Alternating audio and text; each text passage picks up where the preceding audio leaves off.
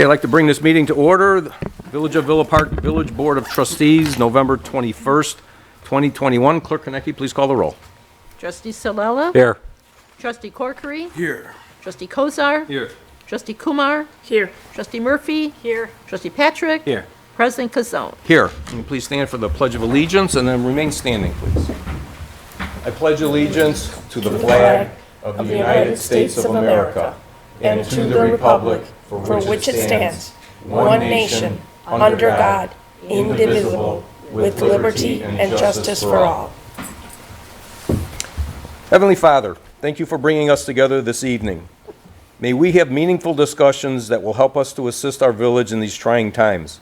Help us to make the decisions that will affect the staff, directors, and residents of Villa Park. Guide us through the challenges we face, and may we approach each other with respect and kindness as one group. In your name, amen.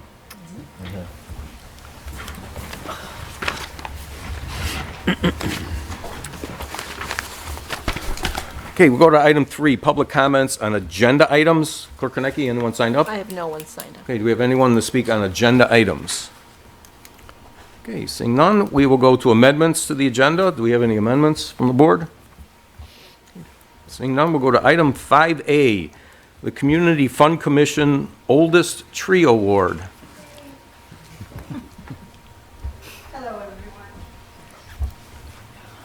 I'm Mary Berner Hines from the Community Fund Commission, and we did have about 2 weeks ago, we had a real nice little event at and outside the tree with Mr. Meehan came, and I have to apologize, I called him Bill, and his name is Brian, and his wife. And we found the Community Cable Commission came and did a wonderful little film, so we're going to show it to now. It's 4 minutes long, so hold tight.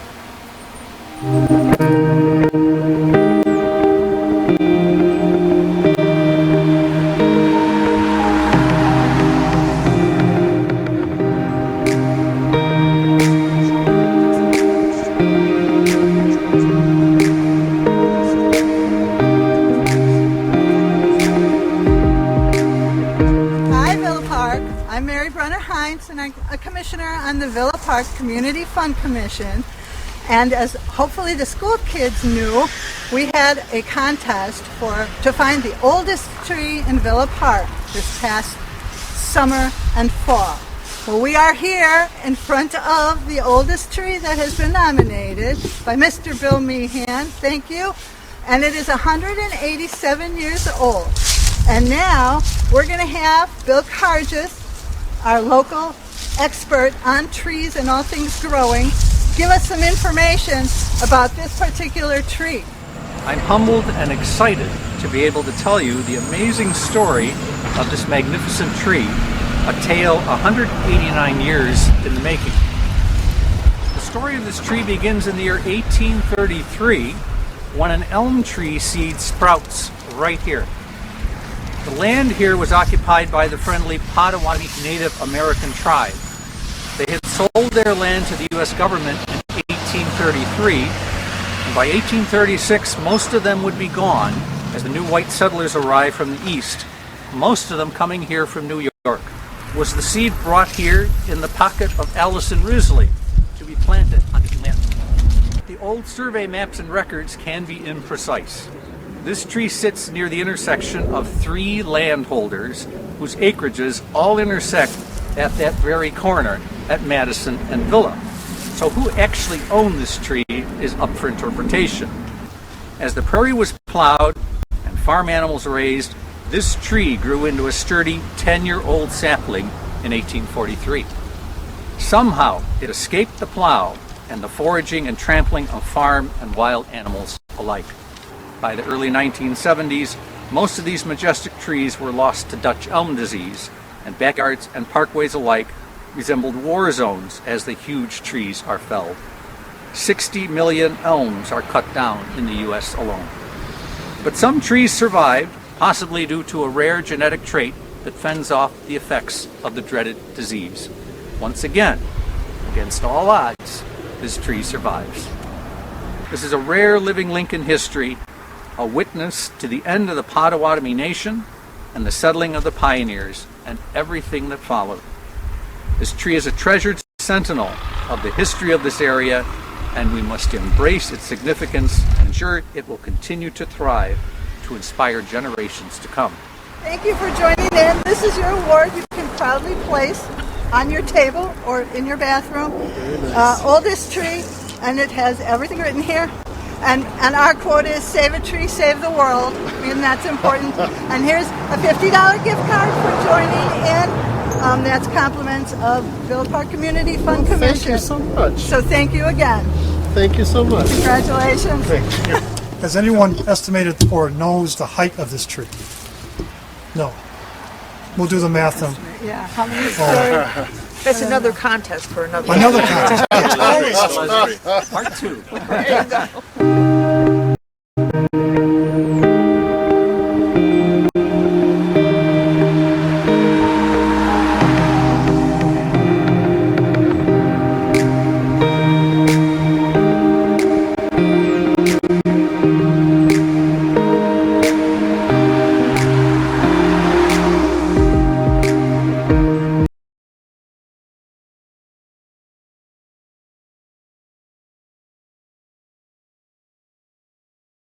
Thank you very much. I'd like to thank the Villa Park Cable Commission, Bill Carges, everyone was happy to see him, and Mr. and Mrs. Moonhan. Thank you for participating. So that's our tree. We're hoping next year we'll get a lot more people involved, and maybe we'll unseat you.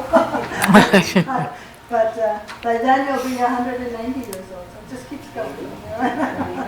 So, we just wanted to make a notice, also let everyone know that starting November 25th, which is this Friday, the Community Fund Commission is going to be taking nominations on their Facebook page, the Villa Park Community Fund Commission Facebook page, and also on email, which is pride@Villa Park, in Villa Park, for nominations for the holiday decorations. So we'd like to get as many all over, because we can only be so many places. So we hope people driving by will nominate so we can go and see the places and give everybody their due for giving us a good holiday. So thank you very much. Thank you. Thank you. Thank you, Lee. I understand there's a longer version. There is a longer version, Mr. Patrick, is it going to be on YouTube from the, do we know? Well, The Cable Commission, the 17-minute one? I don't know. well, we, yeah, Is it already on Yeah. there? Okay. So yeah, that's got a lot more information. too. and the Mehans will be highly seated for next year's event. So, Well, I know everyone's going to be fighting for that. There you go. We're hoping so. Great. All right, well, thank you. Okay, we move on to the consent agenda, item 6A, the minutes from the November 14th, 2022 Committee of the Whole meeting and November 14th, 2022 Board meeting.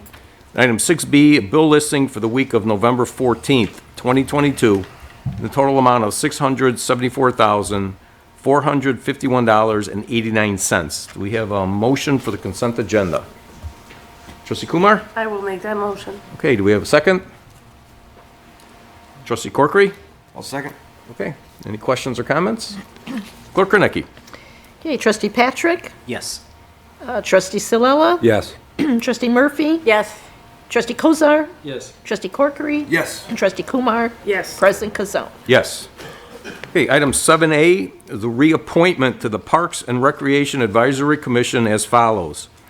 We have Sarah Collantine, the term November 21st, 2022 to April 30th, 2024, and Donna Noxon, the term November 21st, 2022 to April 30th, 2024. Michael Storino, the term November 21st, 2022 to April 30th, 2024. And George Cordova, the chair, term November 21st, 2022 to April 30th, 2024. And a reappointment to the Sugar Creek Golf Administrative Board for Joseph Calmon, term November 21st, 2022 to April 30th, 2025. Do we have a motion for the reappointments? Trustee Patrick. Mr. President, I'd like to make that motion. Okay, we have a second. Second. Trustee Solella, questions or comments? Hey, Clerk Kornecki, please. Okay, trustee Corkery, Yes. trustee Kozar, Yes. trustee Kumar, Yes. trustee Patrick, Yes. trustee Solella. Yes. Trustee Murphy. Yes. President Casella. Yes. Okay, we'll move on to item 8A, resolution. Resolution of the Village of Villa Park, DuPage County, Illinois, establishing the regular meeting dates of the Village Board of Trustees, the regular meeting dates of the Committee of the Whole, the holiday schedule for the calendar year 2023, and the regular meeting dates of Coffee with the Board. Manager Harline.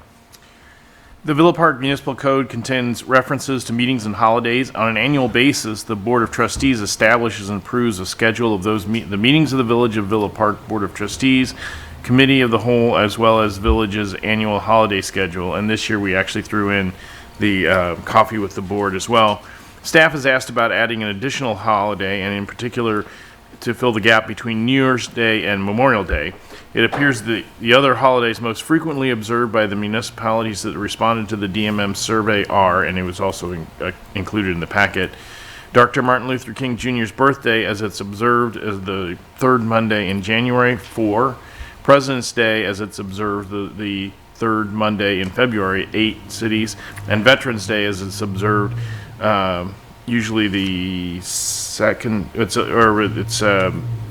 upon the village, but it's the 11th or the weekday closest to November 11th. Of those, President's Day provides a holiday that splits the time the best of all those options. 3 of the respondents also recognized the Friday before Easter or a spring holiday, which varies, but would be closest to the halfway most years. I will point out that Illinois had 3 presidents who were elected while from Illinois, all of whom made significant contributions to civil rights in the United States. We also the President Ronald Reagan was born and raised in Illinois. Staff recommends that the President and the Board of Trustees pass the resolutions to establish the holidays and meeting and dates of the Village Board of Trustees and the Committee of the Whole for the calendar 2023 calendar year. A memorandum was also included to try and estimate the costs of what adding another additional holiday, and it really depends on a bunch of different factors, but it would be somewhere between I think the lowest possible would be somewhere around $950, but if you add in everything, and if this holiday were also given to the International Association of Firefighters Collective Bargaining Unit, that their holiday, the 12 hours that we would pay to them by itself would be over $11,000, which is what the cost of each holiday is to us at this point. I think it would be a significant boost to morale. This was not an idea that initiated in the village manager's office. It came from various different places, but the first person who brought it to department heads meeting attention really was Mark McLaughlin, who noticed that we had significantly fewer than we had 1 to 2 fewer than most other villages. So, Thank you. Okay, do we have a motion for the resolution? Trustee Patrick? Mr. President, I'd like to make a motion that we add President's Day to the recognized or observed holidays of the Villa Park schedule. Okay. Okay, do we have a second for that motion? Trustee Kumar? I will second that motion. Okay. Any questions or discussions on the motion? Okay, seeing none, clerk? No, not on that motion. Pardon me? Not on that motion. Okay. Clerk Kornecki, could you please call the roll on the revised resolution, please? Mr. President? Yes. All right, so adding another holiday for the calendar is going to cost the village somewhere in the neighborhood of $11,000 or $12,000.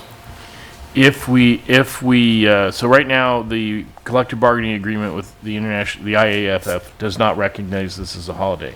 If we extend that to them, which would something we would be bargained for, that would add $11,000 for this holiday as it is for every other holiday. So I have a hard time adding another $12,000 expense as we're going through our budget right now. don't feel that this is the right time to be adding holidays or adding more expenses. I think we've got a lot of numbers that we're trying to calculate currently right now, and I'm not fundamentally opposed to adding that holiday. I just kind of think it's being thrown upon us, and we've got a lot of outstanding financial discussions to have. I mean, including, last meeting we were asked to get ready for another $2.5 million add-on. We've got a budget coming up. I mean, I think this warrants a little more discussion, probably a great COW discussion. But that's where I stand on it. Okay. Any other discussions?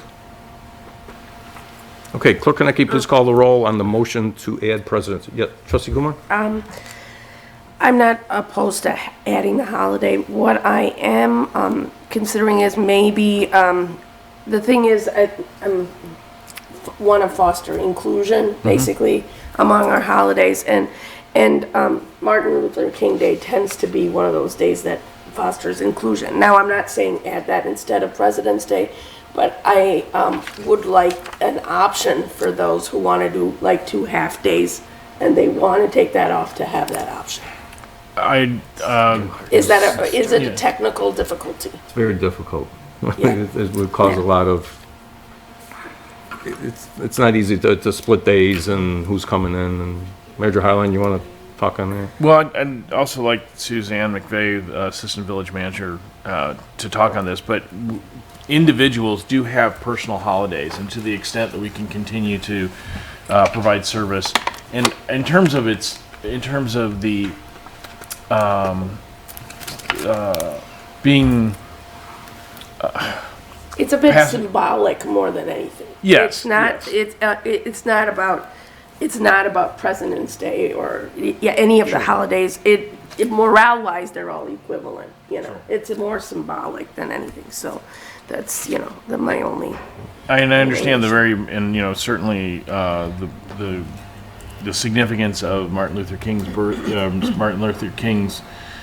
contribution, Dr. Martin Luther King Jr.'s contribution to the United States of America. And I know that there were others who brought up the Juneteenth holiday based on the, putting in force General Order 3 in Texas to free the last of the slaves in the United States of America. The reason why we went for this holiday is simply because of where it is. That does not mean the village can't do something to recognize those holidays as well in some way. We do also provide for 2 floating holidays, so individuals have the opportunity to utilize those on holidays that we're not. Okay. Trustee Kozar. So tell me a little bit more about the 2 floating holidays that are out there. Explain that. It's just another form of paid time off. So in addition to the time that we're closed, and I believe at some point when we probably scaled back our holidays, I have to look in the history, in lieu of closing on many state holidays, we probably provided employees a floating holiday. So oftentimes that's used as another sort of paid time off in lieu of closing. So in addition to the 8 paid holidays that we do offer, the village has 2 additional holidays, so it's 10 additional paid days off, plus any vacation time and that sort of thing. So all the more reason that I think we should table this or continue to talk about it. I just don't see the need. If anybody can take an extra 2 holidays, that seems to me adequate compensation for right now. Yeah, I think that, this came up for a number of reasons, as Manager Harlan said. Comparatively, we are closed less. I think even when you take a day off and you have a floating holiday, I think the majority of our employees are still engaged in work activities, right? They're still thinking about the village, and it's not the same as just having the day off, right? The village is primarily closed, and so there is a different mentality in those actual holidays. So, most studies will tell you that, having those additional holidays on recognized state and federal holidays is a benefit. It provides for more productivity, and it's generally a very good wellness option for our employees, especially given the last couple of years that we've had and what that has meant for our employees. We don't provide for work from home opportunities. We don't have a lot of opportunities that the private sector provides. And so this is just another opportunity to kind of recognize our employees in a different way. And my preference is if the board does not want to add this additional holiday, it would probably be better just to vote it down, and if we want to look at it, come back in a year, because the holiday we're talking about adding is in February, and once the year is started, it's redoing the calendar and all that sort of thing. Since that holiday is still relatively close, we could just come back and look at it again in a year. That's my feeling on it. So. Okay. Well, we have a motion to amend. Yes, Trustee Murphy? No, go ahead. Yeah, I was just going to say, we have a motion to amend it, so, if the board wants to amend it, we can, and if the board wants to not amend it, it's basically tabled at that point. Trustee Murphy? No, that's what I was going to say. We had a motion on the table. I'd like to vote. Sure. Okay. Ready? Go ahead. Okay, Trustee Salella? Yes. Okay, Trustee Murphy? Yes. Trustee Patrick? Yes. Trustee Kozar? No. Trustee Corkery? Yes. Trustee Kumar? Yes. President Kazone? Yes. Okay. Okay, so now we'll need a motion to vote on the amended resolution where we adding President's Day to our calendar of days off. We have a motion on that? Trustee Murphy? Yes, I'll make that motion. Okay, we have a second? Trustee Corkery? Okay. Discussion, questions on the amended resolution? Okay, seeing none, Clerk Konecki, please. Okay, Trustee Kumar? Yes. Trustee Patrick? Yes. Trustee Murphy? Yes. Trustee Salella? Yes. Trustee Corkery? Yes. Trustee Kozar? Yes. President Kazone? Yes. Okay, so that will add those dates. Just as a note, coffee with the board is always, sometimes we will cancel those depending on how the holiday schedule goes, but I saw that we do have September meeting off the calendar, so that's a good thing there. Okay, item 8B is a resolution of the Village of Villa Park, DuPage County, Illinois, approving the annual budget of the Sugar Creek Golf Course for the calendar year 2023. Manager Harline. The Sugar Creek Administrative Board recommends passage of the 2023 Sugar Creek Golf Course budget with the proposed expenditures of $1,790,259 and proposed revenues of $1,971,941, resulting in a net profit of $181,682. This is an annual action by the Board of Trustees, taken in accordance with Section 2-2102 of the Village Code. We adopt this budget every year. We own this in cooperation with the Elmhurst Park District, and the Elmhurst Park District is the administrating organization. Thank you. Okay, do we have a motion for the resolution? Trustee Kumar? I will make that motion. Okay, do we have a second? Trustee Murphy? Yes, I'll second that. Okay, any questions or comments? Okay, seeing none, Clerk Konecki, please. Trustee Salella? Yes. Trustee Corkery? Yes. Trustee Patrick? Yes. Trustee Kozar? Yes. Trustee Murphy? Yes. Trustee Kumar? Yes. President Kazone? Yes. Okay, item 8C, a resolution of the Village of Villa Park, DuPage County, Illinois, approving the annual budget of the Sugar Creek Golf Course for the calendar year 2022 as amended. Manager Harling. The Sugar Creek Golf Course Administrative Board recommends the amended annual budget for the calendar year 2022 for the Sugar Creek Golf Course be approved. There's a more lengthy memo about this one provided by Greg Gola in the packet. And if you remember the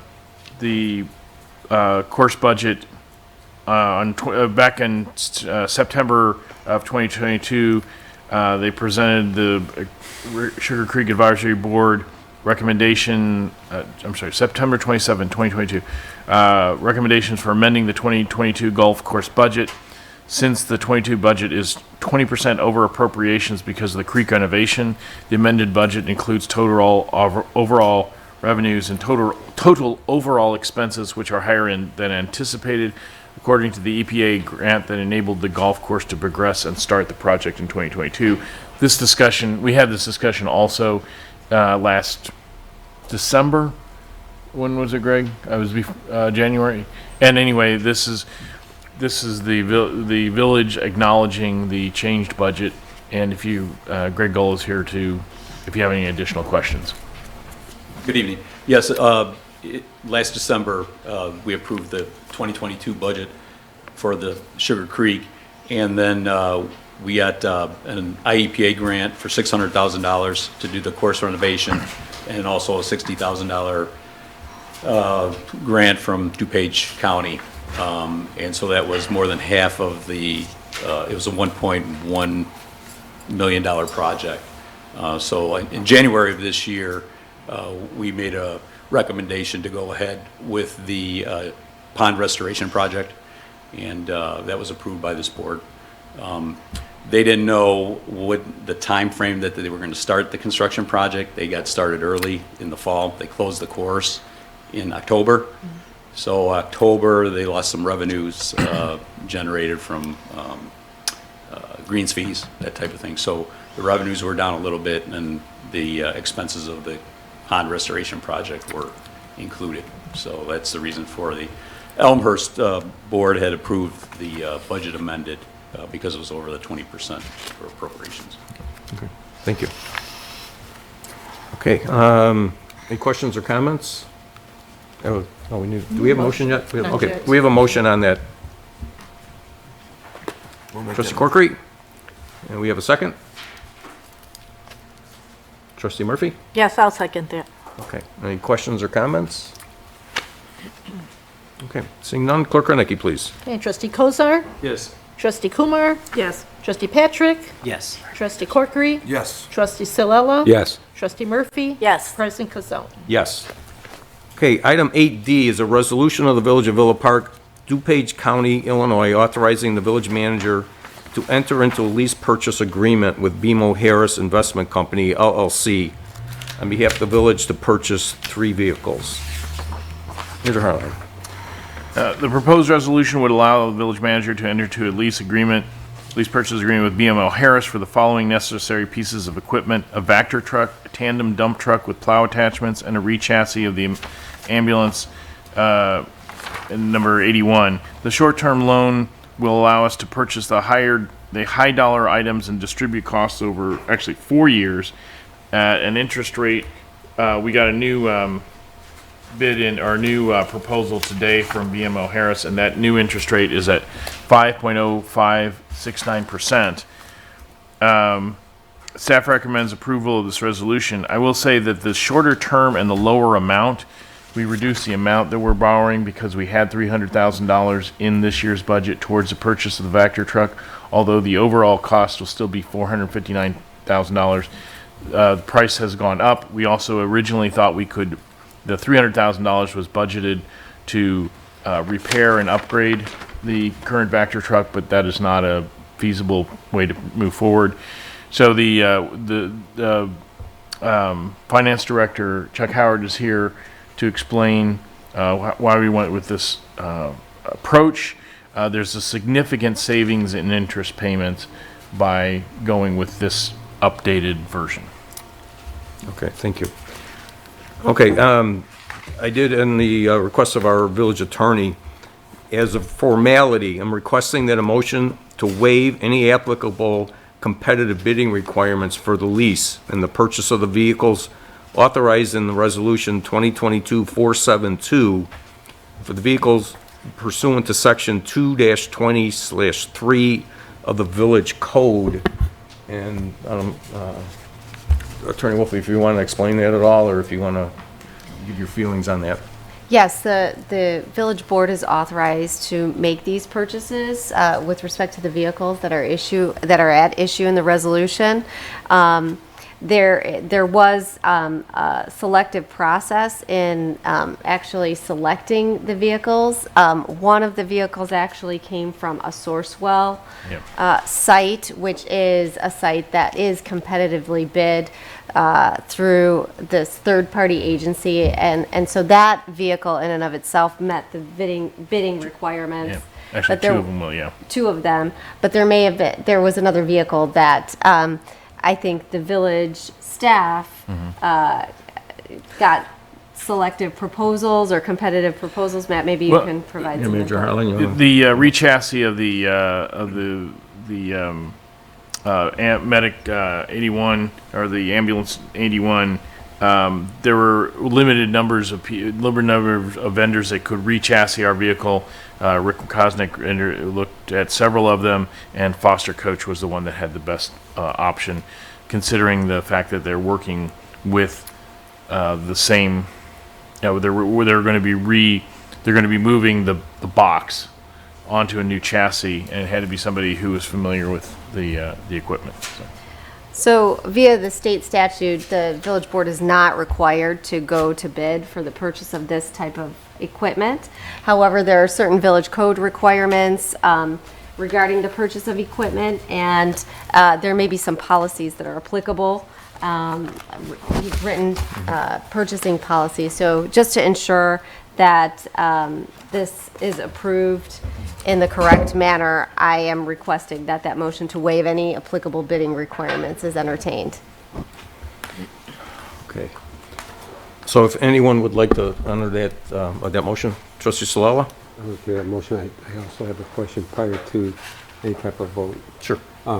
Yeah, we'll get the second on that. Okay. Do we have a second on the motion to waive the competitive bidding? Trustee Corkery? Okay. Trustee Salala? Year and mileage on the Vector cabin chassis. It's a 2001 or 2007.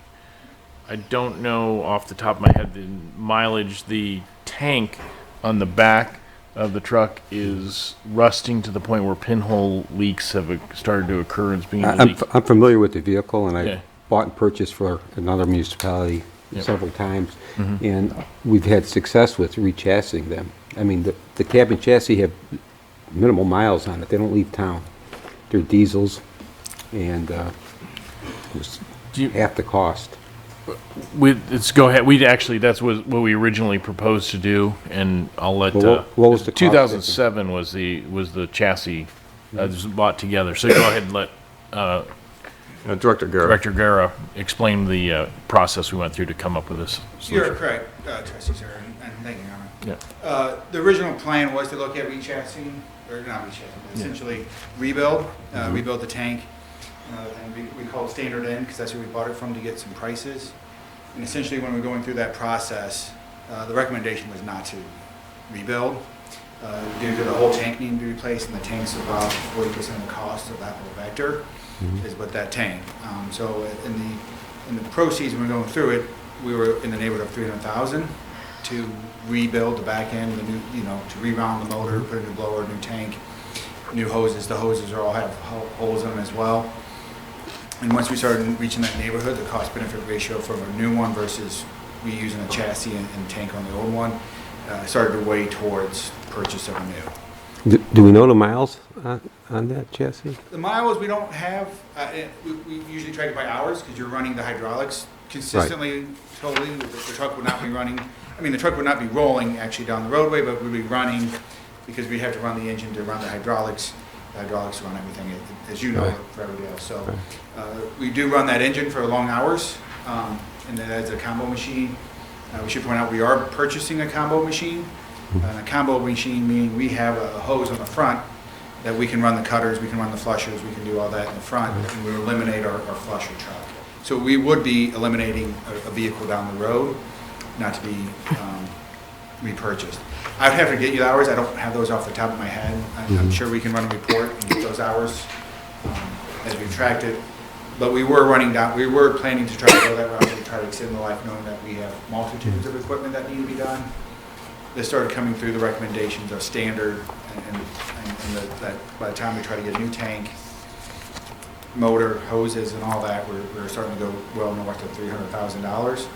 And a new one was in the ballpark of 460, and that's with trade-in value. So What- we're trading in the existing. To standard, we'll take it as trade. Is there a value placed on that yet?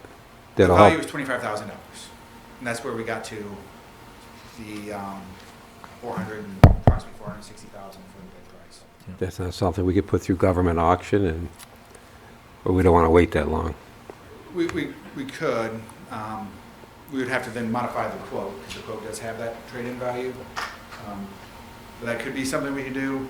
I just know the look of it is the tank is the most expensive, and we're starting to have rust and holes in it.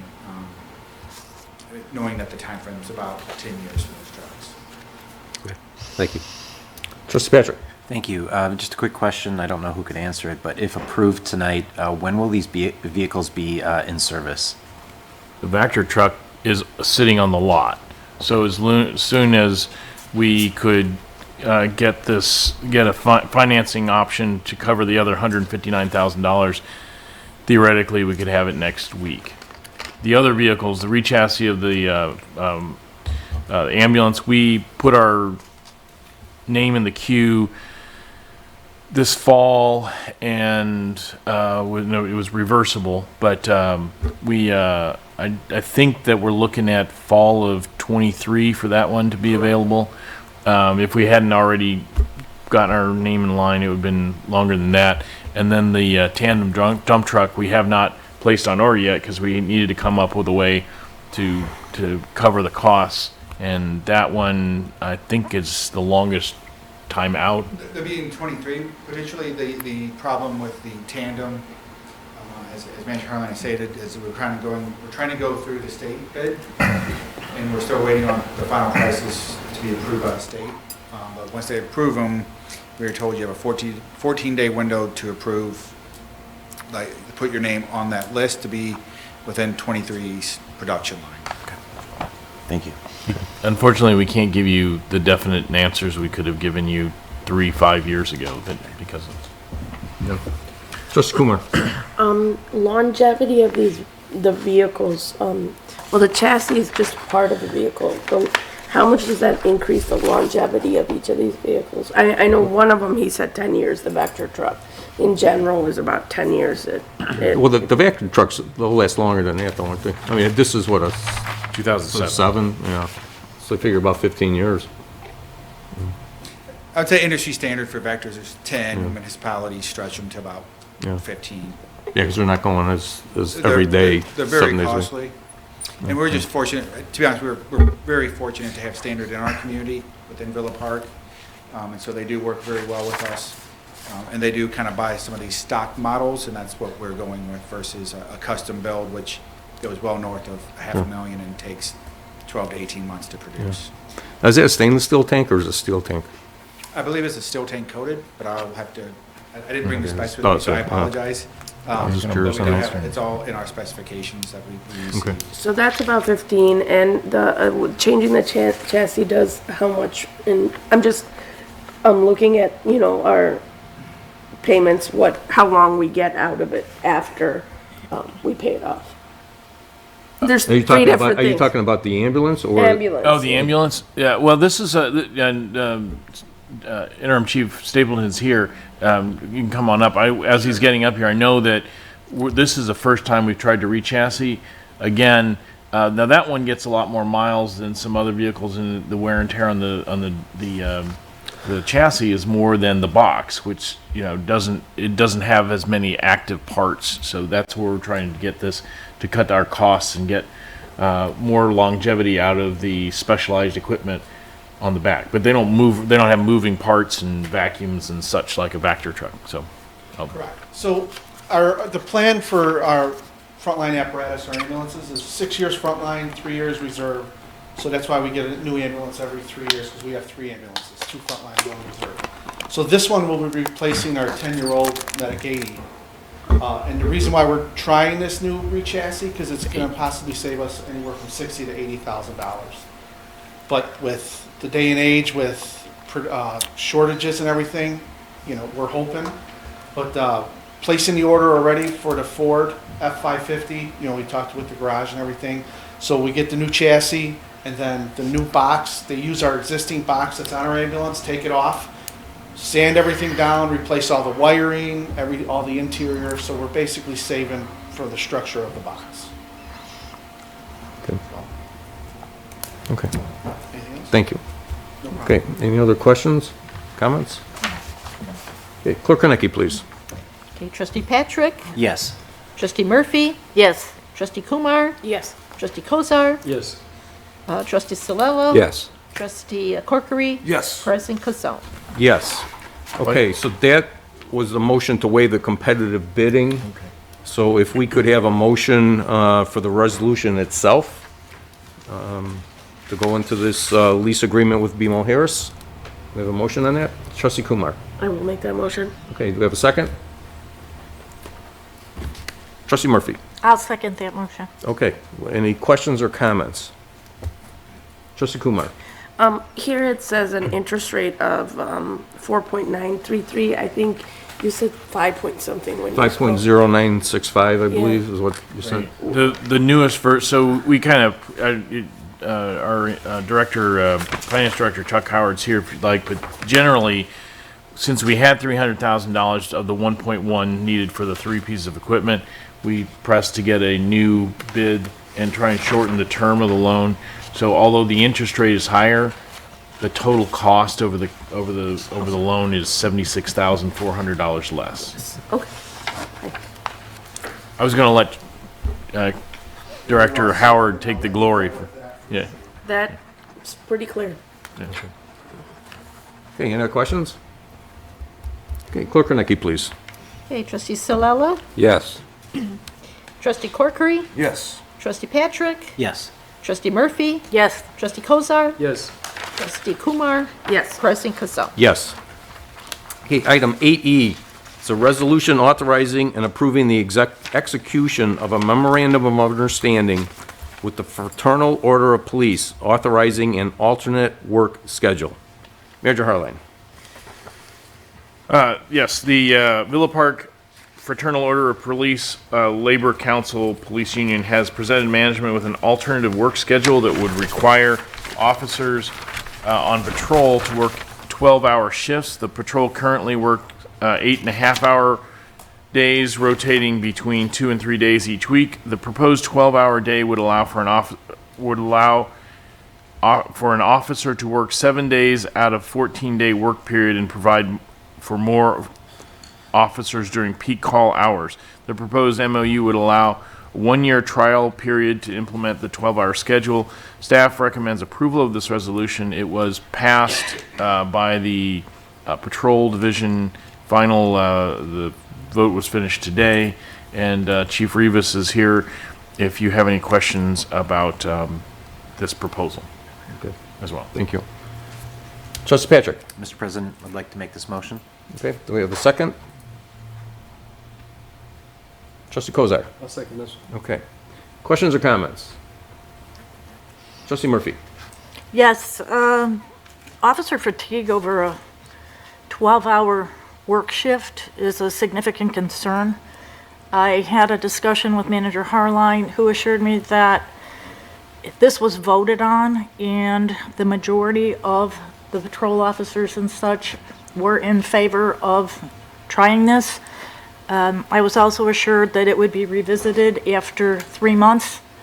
So as much as I am concerned about fatigue over a 12-hour work shift for any police officer or first responder, if the majority of the officers are in favor of trying it and we're going to monitor it over 1 year, and again, after the first 3 months, I would be willing to vote in favor of it.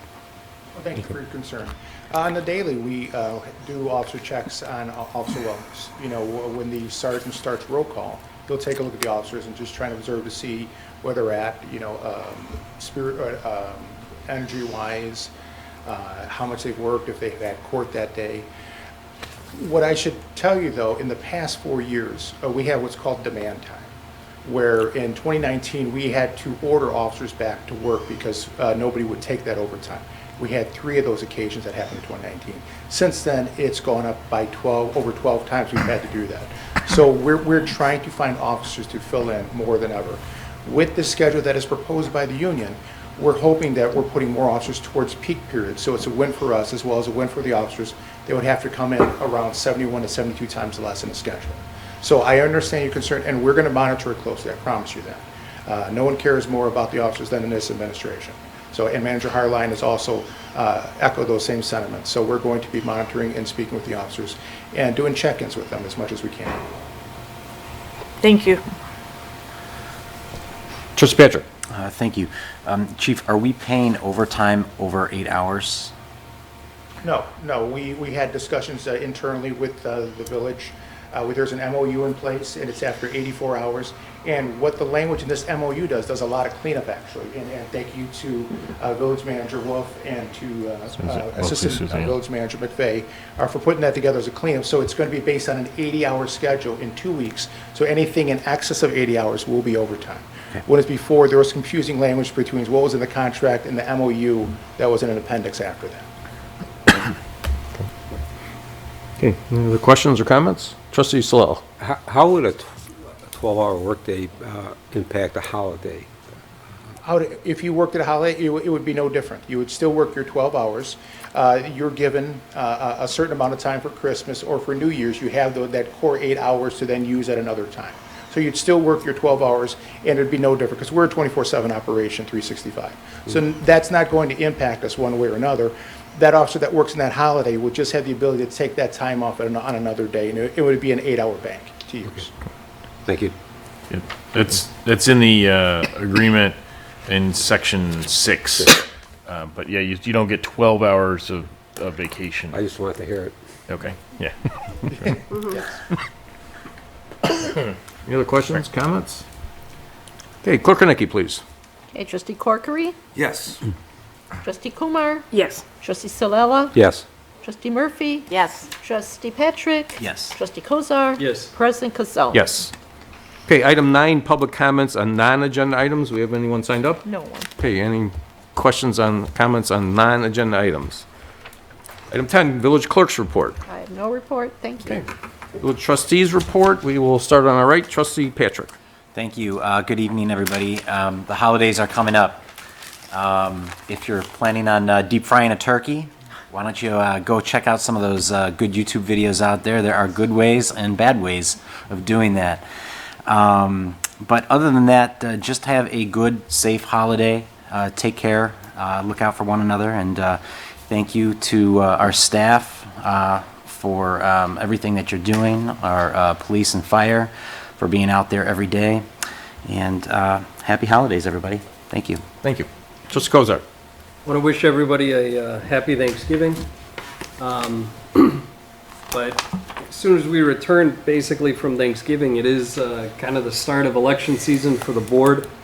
And my understanding is that if you want to run as a trustee, there are 3 openings coming up. The deadline to get your signatures in will be December 12th through the 19th.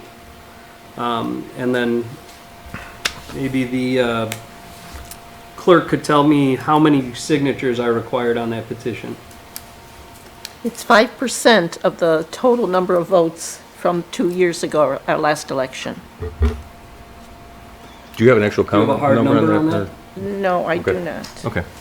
Normally, the village clerks don't provide that hard number. That's a number that's provided by the county clerk, so it's up to the candidates to gather that information.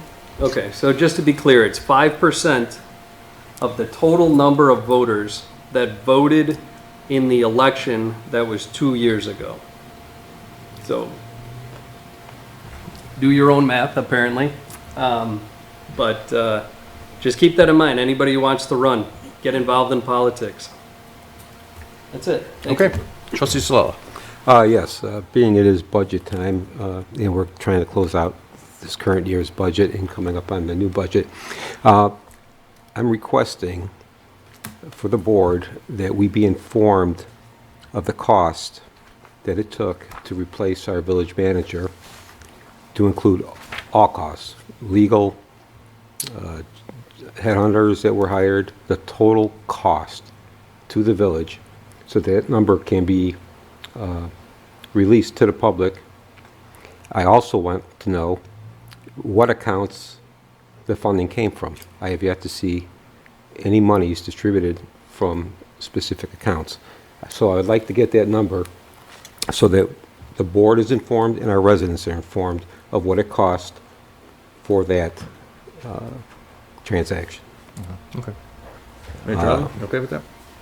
Absolutely. Well, I mean, yes. Okay. I think I think that we're well on our way to having that number ready, but I don't know. Well, we do have our budget. We'll have it by the next meeting. Okay. Okay. And lastly, happy Thanksgiving. Trustee Kumar. I'm very happy about our decision and the tree production today. It was very well done by Al Stash and the rest of the Cable Commission. Thank you for that effort. I would like also to point out, in budget time, we really need to think about our new community center and how we're going to come up with that extra cost that is has hit us due to inflation, and also lock-in costs in some way or form. So I am proposing that at one point we have a special meeting or put that on the agenda for our next committee of the whole. Well, that will be on the committee of the whole on the 12th. Because I think we need to foster a lot of discussion. And I'm also asking our committees, such as Parks and Rec, to think about that and kind of stay rolling on that issue, because it's going to take some effort to get the community center done the way it should be. So that's my main discussion. Are you asking the Parks and Rec Commission to make some recommendations prior to the committee of the whole meeting? They can do that. They are a pretty vocal bunch. So, yes, we would love their recommendations. Not Donna.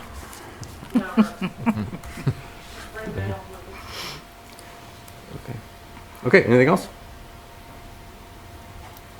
Okay, Trustee Corkery? No report this week. Okay, Trustee Murphy? Yes, I would like to second Trustee Salella's request for transparency and express my thanks to the residents, staff, police, fire, and all who serve our community this Thanksgiving time. Have a happy, safe, and blessed Thanksgiving and holiday weekend. Thank you. Thank you. President's report, I don't have much. Trustee Kozar took my thunder. I was going to talk about the election, but he took care of that for me. So just have a safe and happy Thanksgiving, and come to the turkey trot on Thanksgiving morning, run, and then you get to eat all afternoon as much as you want. Village manager's report. I actually have I included a report from about the SunCon contract, and I had a couple other things. Which order do you want me to go? You want me to get this stuff done first? Yeah, and then, we'll do the Sun contract. Okay. So I wanted to let you know that we're naming Erica Thomas as the new administrative hearing officer. It's one of the duties prescribed to me in the code. We did do an interview process. We interviewed 3 different attorneys representing 3 different firms. The current person serving that role, Shantae Rains, has been elected to a higher judge, the 4th Circuit, I think it was. And so her last hearing day will be December 1st. And so Erica's first day as officially the primary hearing officer will be December 15th. And then there's 2 other attorneys from her firm that will be serving as backup. It was we had members of the staff who are in court each day, and Mark McLaughlin, myself, interviewed. So Danita Anderson and Eliza, I'm blanking on her last name. And Anise, Eliza Anise from the police department came over and we did interviews, and I thought it was a pretty good process. So her first day was December 15th, but she has been the backup officer, hearing officer for some time. I will be out Tuesday and Wednesday afternoon, although in town, and then I will be off-site December 7th, probably about 10 a.m. and through the rest of the week. I will be in touch with staff to help produce the packet for the meeting on December 12th and be available then. I will be available by phone and email, but Mike Guerra is our administrative officer, and he'll be available if anything needs to happen. He'll be in the area. And then, so the budget will be, to meet the deadlines, the budget will be out in the form on December 2nd, and the public hearing will be hit December 12th here in this room, guessing at 6:45. There's one other hearing which may be first, but about 6:45 p.m. here on December 12th, and look to adopt it on December 19th. And then as of next meeting, we'll be asking for, although not requiring, reports from commissions.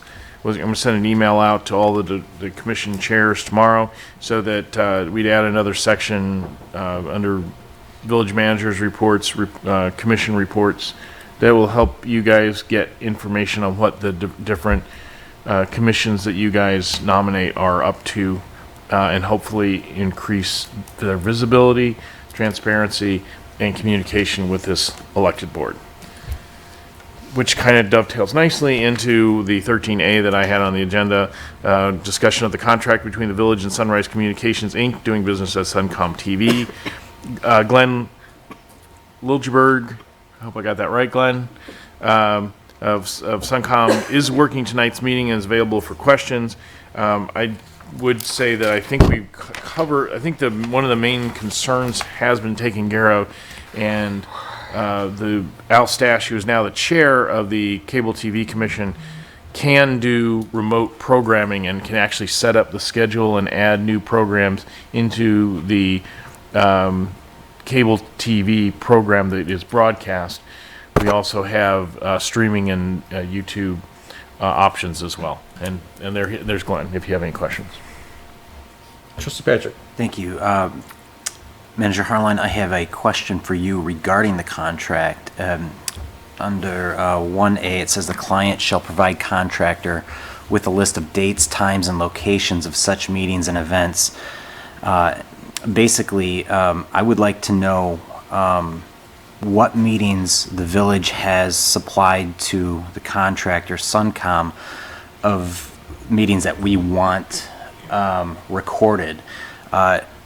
Also, I think it would be a good discussion topic for the board to discuss which meetings outside of board meetings would be valuable in the village recording those as well. You want me to go first, or you? Yeah, well, right now, we broadcast board meetings, any special board meetings, and planning and zoning. We did broadcast the Liquor Commission meeting. Glenn wasn't here, but one of his staff was here. But that's all that they're contracted right now to do. Well, what I'm saying is that it actually, according to their contract, it says that we are allowed up to, I believe it was 60 meetings. Let me find it here. It says contractor shall provide on-site audiovisual production services for up to 5 public meetings per month or up to 60 public meetings per year. Right. We have 2 board meetings. How many P and Z during the month? 1 usually. 1, so that's 3. So we have room, according to this contract, for at least 2 other recordings to happen. And that could take place with other commissions or something of the such. So we have the room in our contract to do that. So that's why I'm requesting that the village, or at least the board, discuss the possibilities of recording other commission meetings that would be valuable for our public in light of transparency. Sure, I don't think Glenn would mind getting paid more money. It's $300 in the contract, again, which hasn't, those rates haven't changed since we signed the contract, and I guess his rates he's been doing this in other villages for a number of times, haven't changed in a while. It's $4.50 if they're off-site. So some commissions like to meet in other places, like the Parks and Rec Commission likes to meet in the Iowa Center, so that would be $450 per meeting, up to 2 hours, I think it is. I believe it's up to 3 hours. Up to 3 hours, sorry. Yeah, up to the problem 3 is you don't have, then you need a portable sound system and everything else when Yeah. you're off-site, so you do need to provide that as well. Right. And then, I have absolutely no problem with that. And as you and we've talked about this a little bit, and I don't want to, but the Cable Commission originally in the original ordinance, the assumption was the Cable Commission was going to be broadcasting these meetings, and we transitioned to this contracted thing, the contracted approach, in part because Glenn has a staff of 10, 3 people, including himself, know how to broadcast from this location live, and so he has backups. And I don't think there's an interest in the board at this point for them to do these meetings. But the other commissions, depending upon what all you want to get broadcast, there's an option for the Cable Commission might be willing to do some of that at less than $300 a meeting, and you'd get more transparency than you have now without much additional cost. Then there's also equipment issues, and if you want to discuss those, we can discuss some of that too. I would just like to hear from the rest of the board Okay. to see what other meetings would be, they'd be interested in having recorded. Trustee Slow. Yes, I think to add a committee would be traffic and safety. They deal with quite a bit of sensitive material and the needs of the community as far as traffic flow, areas of improvement. And I don't think the public has an idea that goes on in the value that it adds to the village, and being on TV or broadcast might bring that to them and aid us in meeting their needs when they don't know what their avenue of recourse is. So that's a committee, and I have to say I'm on it as a liaison. I don't see the input from the public because I don't believe they're aware of it. So I think getting it out there through television would be an asset. Okay. Trustee Kumar. I would also, it's 4 meetings, 5 altogether per month or whatever. I would save one on a monthly basis, because you will have a special meeting or two when you have those big, like construction projects and things that come in, and the people around us, the village really wants to hear about those things and wants to be a part of those generally, at least a lot of my constituents. So you need to save for those special meetings, in the major projects that we're putting together. A lot of times we have a special meeting, those do need to be recorded, I believe, for people to feel comfortable. Oh, yeah, and they are. Any special meeting that we have here in the board is recorded. Is recorded, but then if there's 5 a month or Right. whatever, according to the contract, you need a flexible one for But those things. each time with P&Z, I'm just counting, right? There's the 3 that we have that are regular, the 2 plus, so with P&Z, there's all that. If we go with Trustee Salala's idea, it would be P&Z, then traffic and safety, and one flexible one, because you don't know what's going to come up. You don't want to violate the contract and have a very important meeting not recorded. Okay, but every meeting is $300. So Yes, you're aware of that, understood. yeah, okay. And just so you know, there's no limit on the number of meetings for, I believe, and I'm embarrassed to say, it was, those limits were probably put on by a previous or a current client way back, and they've stayed in the contract, so. Yeah, okay. Trustee Kozar. All in all, Glenn, I think you're doing a good job recording the meetings. I would like to see, occasionally we get meetings that aren't posted right away, and I think that's something that's very important to the folks that can't or don't come to our meetings, that those meetings are posted as quickly as possible, preferably as soon as the meeting's over. So perhaps if we could work on that, that would be great. That would be very useful. Yeah, that was a workflow issue that we solved with the I think I saw a memo or something that that was being worked on or Yeah. addressed. The last couple were due to equipment malfunctioning that required us to then take the file, edit it, and then post it, so. Yeah. I know anytime I've reached out to you, like, boom, right away, you're on top of it, so I do appreciate that. Thanks. As far as the other meetings being recorded, I wouldn't object to any meeting being recorded and put on there, but I think our liaisons can communicate more. Right now, we have liaisons at all the meetings, but during the trustee reports, we don't hear about what happened in traffic and safety or any economic development or parks and recreation. So I think part of what the liaison role should be is to give a brief description of what transpired in that meeting and then perhaps what's coming up in the next meeting. And perhaps that would spark some interest for people at home that are watching or here in the audience that would want to go to those various commission meetings. And then we could evolve that into potentially recording those meetings at some point. If we wanted to save the $300 now, I think there's certain things that we can do just with the liaison reports to alleviate some of that. Trustee Patrick. Thank you. Just a couple of questions. Glenn, thank you for being here. You said that there is no limit on the amount of meetings that we could ask you to record if, depending on staff, is that correct? That's correct, yes. Okay. One of the things that I would like to see the village do is possibly organize and even budget for an annual meeting where we could have our commissions give a presentation of their annual report to the board. Something where the commissions could all come here and present the board with a small presentation, an overview of the year, what they've experienced, and what they would like to do in the future. Trustee Salala. Yeah, getting back to trustee, excuse me, Kozar's comment. The liaison's responsibility to bring information to the board. It was my understanding when being signed up for traffic and safety that my role was to give guidance on the board's thought pattern on certain particular subjects and leave the commission to provide minutes that were available to the public and board members after a meeting, so that they can stay up to date by simply reading the minutes. Not that it was my position to bring it and give a report, which would be a very short report.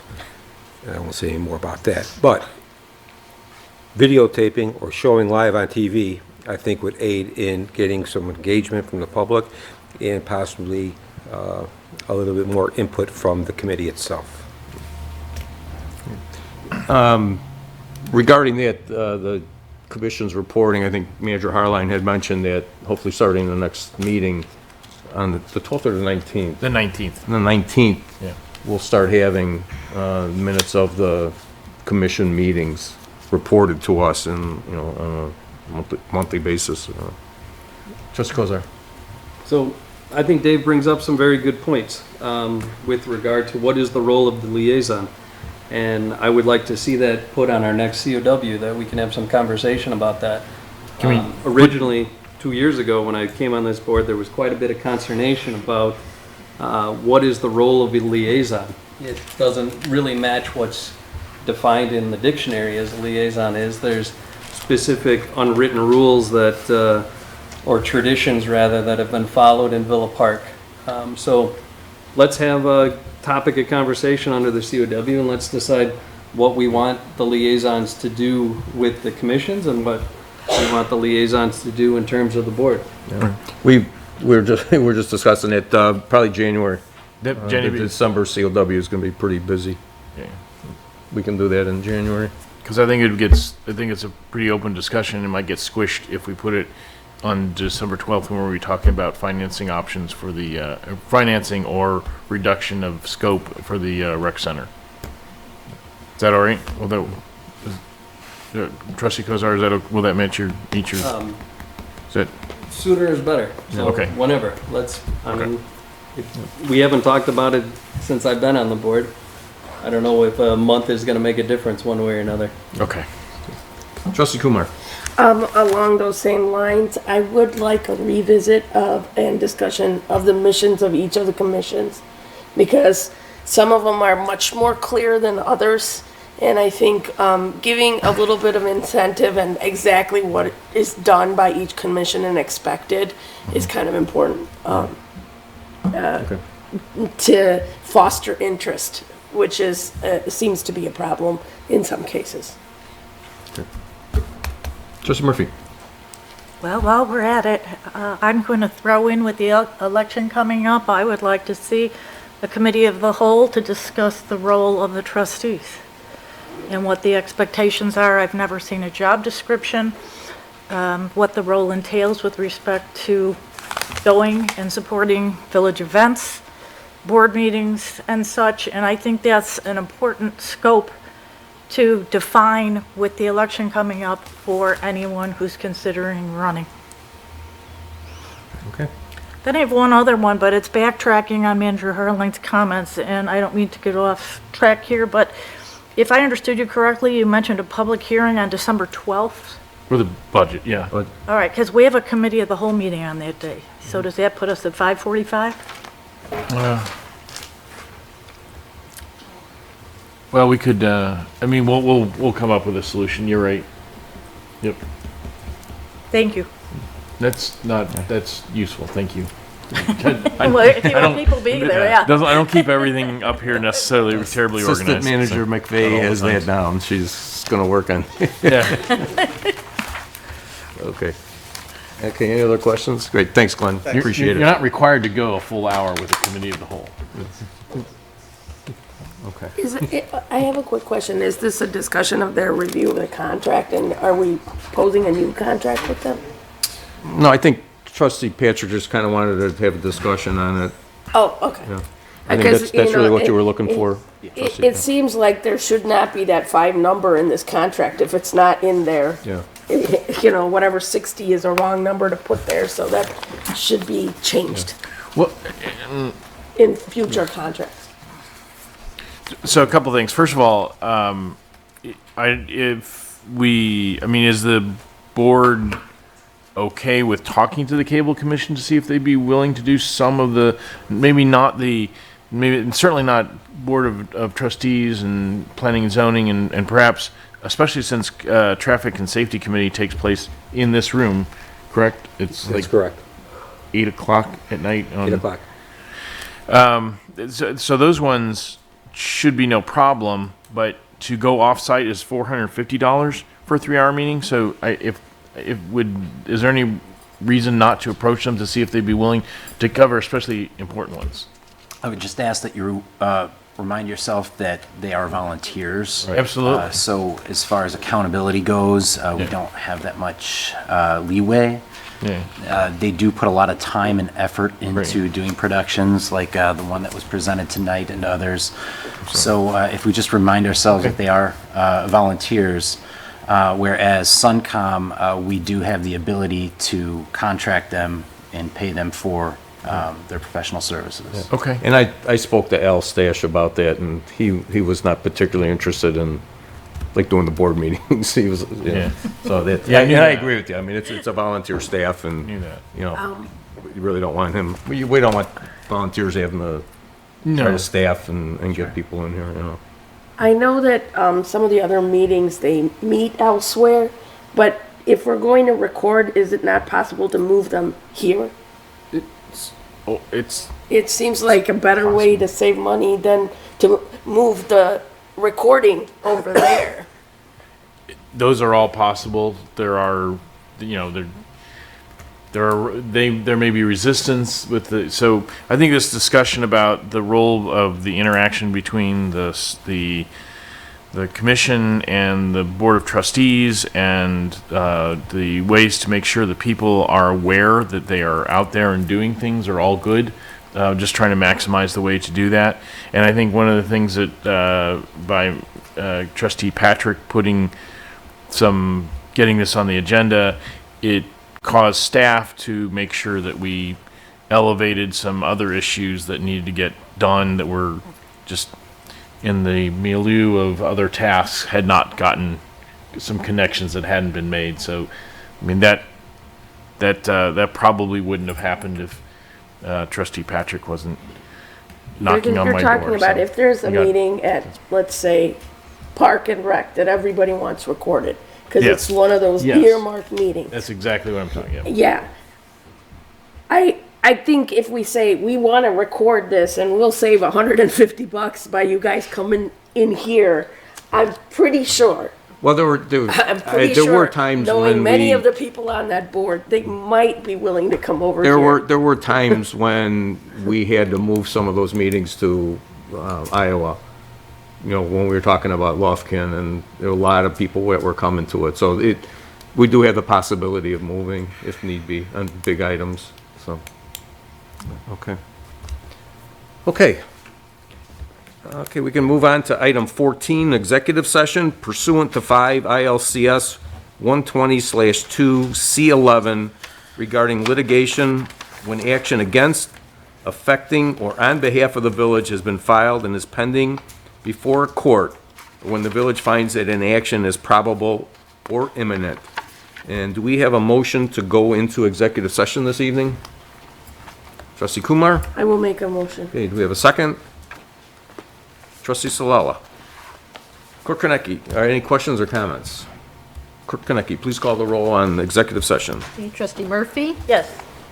Trustee Corkery? Yes. Trustee Patrick? Yes. Trustee Salella? Yes. Trustee Kumar? Yes. Trustee Kozar? Yes. President Cassell? Yes. So we will adjourn our meeting out of executive session, so we will be back here December 12th for our next meeting. Everyone have a great, happy, and healthy Thanksgiving, and we'll see you back in December.